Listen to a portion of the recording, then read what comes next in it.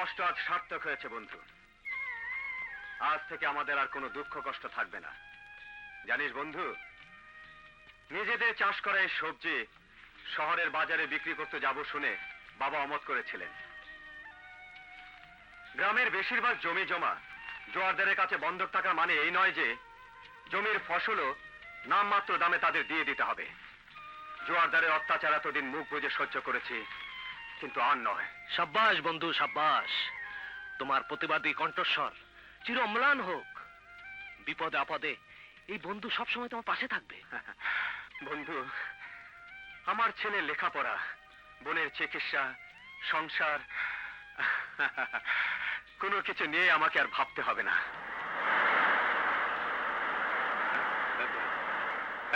থাম থাম থাম থাম।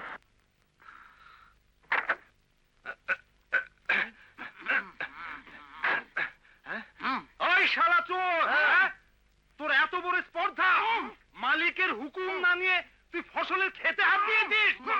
আমি চোর নই, আর মালিক যেহেতু আমি, সেহেতু কারো কাছ থেকে অনুমতি নেওয়ার প্রশ্নই আসে না। বলে কি মালিক? বেটা তুই মালিক?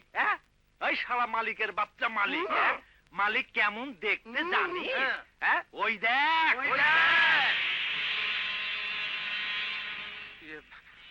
বন্ধকি সূত্রে এখন হয়তো উনি এই জমির মালিক, কিন্তু ফসল আমার। হুজুর, জমি জমার মালিকানা সব ছেড়ে দিয়ে ব্যবসা বাণিজ্য বন্ধ করে দিন। দেব। তার আগে দানপত্রটা তৈরি করে সসম্মানে ওর হাতে তুলে দিয়ে আসি। আমি ফাঁসির দড়ি থেকে ছিটকে পড়া জোয়ারদার। আমার সঙ্গে বেয়াদবি করার শাস্তি কত নির্মম তা তুই জানিস না। তরকারির বীজ বানিয়ে আজ তোকে আমি এই মাটিতে পুঁতে দেবো। জোরদার! আগুনকে যখন ছোট ছোট আকারে বশ বানিয়ে রাখা যায় তখন সে দেয় আলো, কিন্তু সীমার বাইরে যখন চলে যায় আগুন তখন আঁচ হয়ে ঝলসে দেয় সবকিছু। আর মানে শরীরে আঘাত করে আপনি অন্যায় করেছেন। ন্যায় অন্যায় তুই আমাকে শেখাবি? তোমার এই অত্যাচারী হাত ভেঙে এই মাটিতে আমি পুঁতে ফেলবো। হরামখোর! এই বস আমাকে।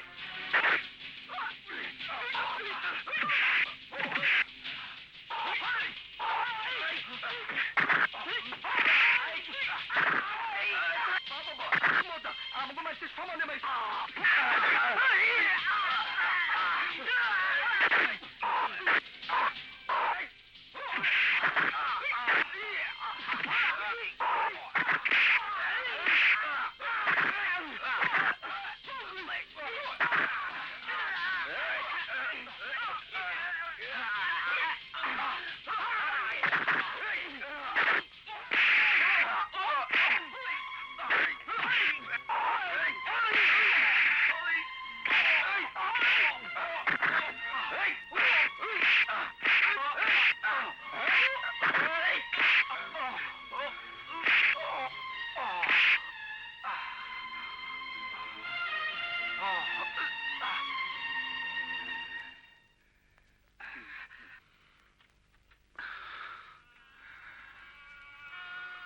এখন কেমন লাগছে বাবা? আমার তেমন কিছু হয়নি বাবা। ফয়সাল চোট পেয়েছে বেশি। না বন্ধু না, আমার কিছুই হয়নি। আমি জানতাম জোয়ারদারের হাত থেকে তোমরা রেহাই পাবে না। ও বড় ভয়ঙ্কর লোক। বাবা, এই গ্রামের জমির উপর নির্ভর করে বসে থাকলে আমাদের না খেয়ে মরতে হবে। আমার খোকার লেখাপড়া, ভাইয়া, আমার চম্পার চোখের চিকিৎসা, সংসারের ভরণ পোষণ কিছুই করা সম্ভব হবে না। আমি সুস্থ হয়ে শহরে যাব বাবা, অনেক অনেক টাকা কামাই করব। আমার বড় ভয় করে খোকা, তোদের জন্মের 3 মাসের মধ্যে এক ছেলেকে হারিয়েছি। চম্পার জন্মের সময় তোর মাও আমাদের সবাইকে ফাঁকি দিয়ে চলে গেছে। এরপর তোকেও যদি হারাই। না বাবা না, তুমি আমাকে দোয়া করো, আমি যেন সংসারের প্রতি কর্তব্য পালনে জয়ী হয়ে তোমার বুকে সুস্থ শরীরে ফিরে আসতে পারি। চলি দোস্ত। ঢাকা ছেড়ে গেল, ঢাকা ঢাকা ঢাকা ঢাকা ছেড়ে গেল, ঢাকা। চিরাগ, আরমান তো গেছে শহরে টাকা কামাতে, আর ওর বন্ধু ফয়সাল যে আমার গলা চেপে ধরেছিল, সেই হারামির বাচ্চার হাত দুটো আমার চাই। জি হুজুর।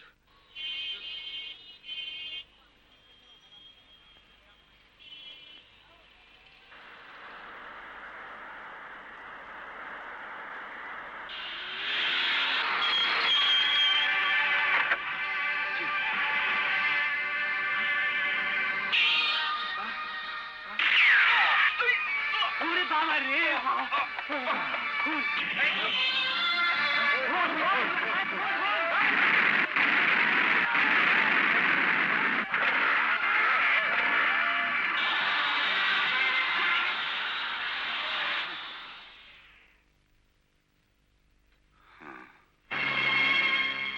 লোকটা বোধহয় অ্যাক্সিডেন্ট করেছে। কি খুন? Hands up, arrest him.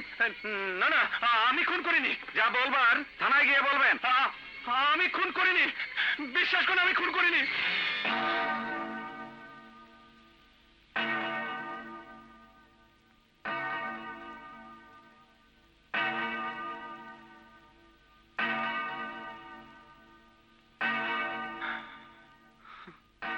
সমস্ত সাক্ষী প্রমাণ পর্যালোচনা করে আদালত এই সিদ্ধান্তে উপনীত হচ্ছে যে কাঠগড়ায় দাঁড়িয়ে থাকা আসামি সমাজপতি আমজাদ মল্লিককে নিজের হাতে খুন করেছে।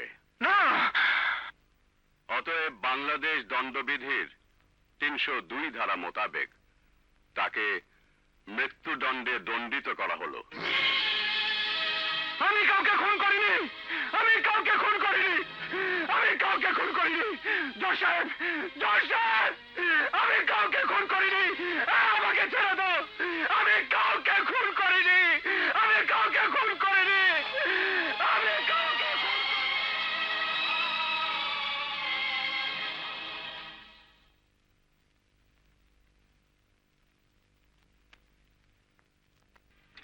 কে যায়? কায়সার না? আমার চিঠিপত্র আছে কিছু? না ভাই।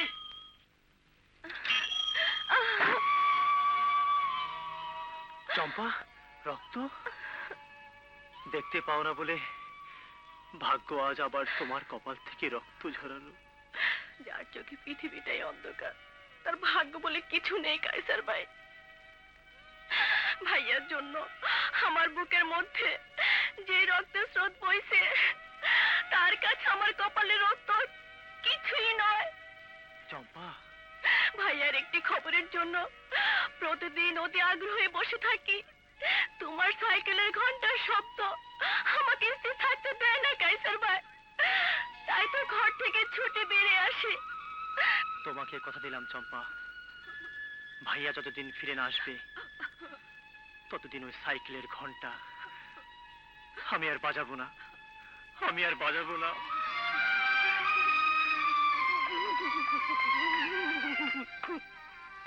খোদা, আমার স্বামীকে ফিরবে না।